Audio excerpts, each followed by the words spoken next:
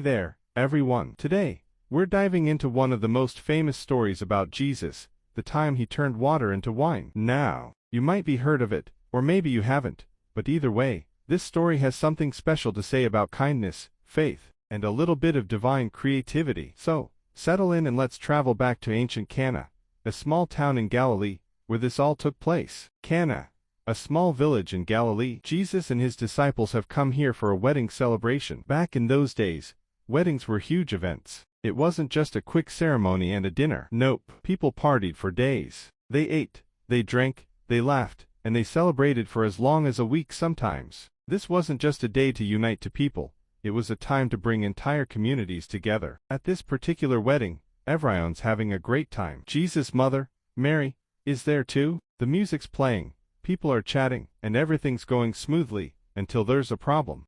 That's right, they're out of wine. Now, in those days, running out of wine at a wedding wasn't just embarrassing, it was a major letdown for everyone involved. And it could even reflect poorly on the host family. People were expected to provide for their guests, so this was a big deal. And Mary, knowing that her son Jesus could do something, brings the problem to his attention. Mary turns to Jesus and says, "They have no wine." She doesn't even ask him outright to help, but she's hinting. And Jesus responds, "Why do you involve me? My time has not yet come." So, here's where it gets interesting. Standing nearby are 6 large stone jars. These weren't small pitchers, mind you. These jars were massive and could hold 20 to 30 gallons each. That's like filling up a bathtub 6 times. These jars were usually for washing hands and feet, not for drinking. Jesus instructs the servants, "Fill the jars with water," and they do exactly that, filling them right up to the brim. Then, Jesus says, "Now draw some out and take it to the master of the banquet." Imagine the servants at this point.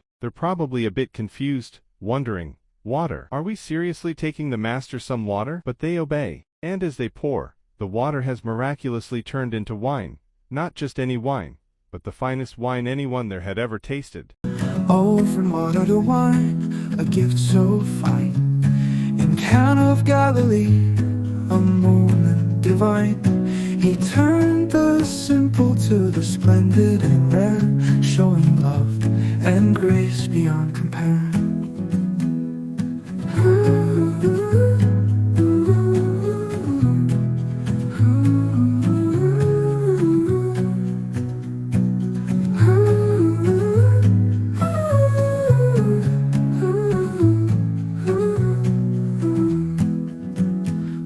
From water to wine, a gift so fine. In Cana of Galilee, a moment divine. He turned the simple to the splendid and rare, showing love and grace beyond compare. Showing love and grace beyond compare.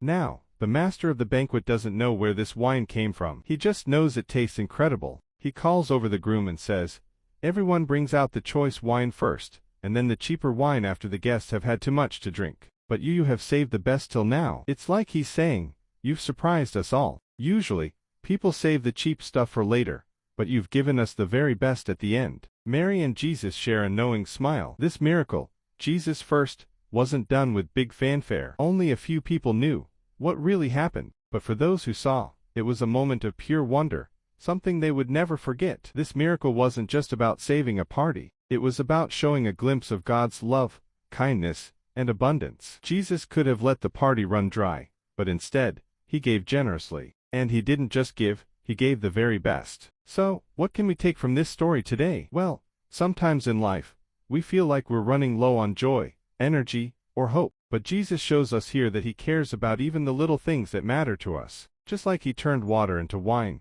he can bring joy and hope to situations where we feel empty. And, sometimes, he surprises us by making it even better than we expected.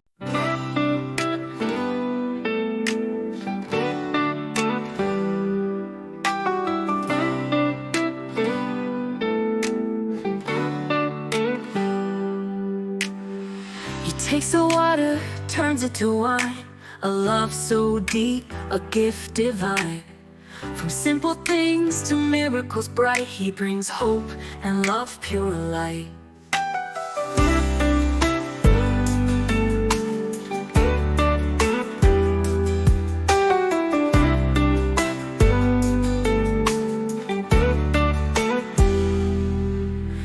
takes the water, turns it to wine.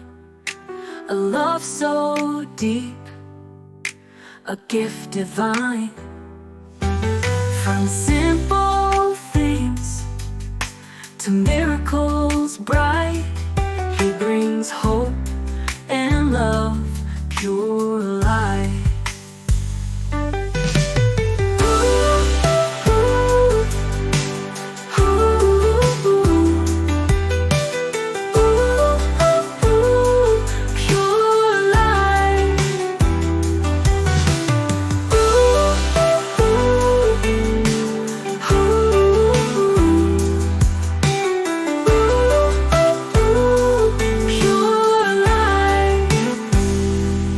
Takes the water, turns it to wine.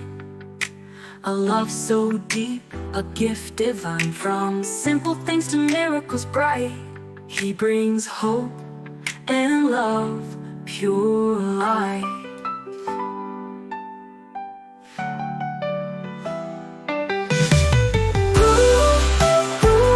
He takes the water, turns it to wine.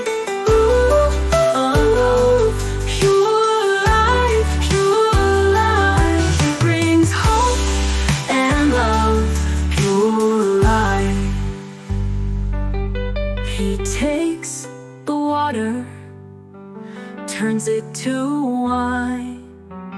A love so deep, a gift divine. From simple things to miracles bright, He brings hope and love, pure light. So, there you have it, the story of Jesus' first miracle, a story of kindness, of turning something ordinary into something extraordinary, and of grace that never runs dry. Thanks for watching, and remember, sometimes the best surprises come when you least expect them. See you next time.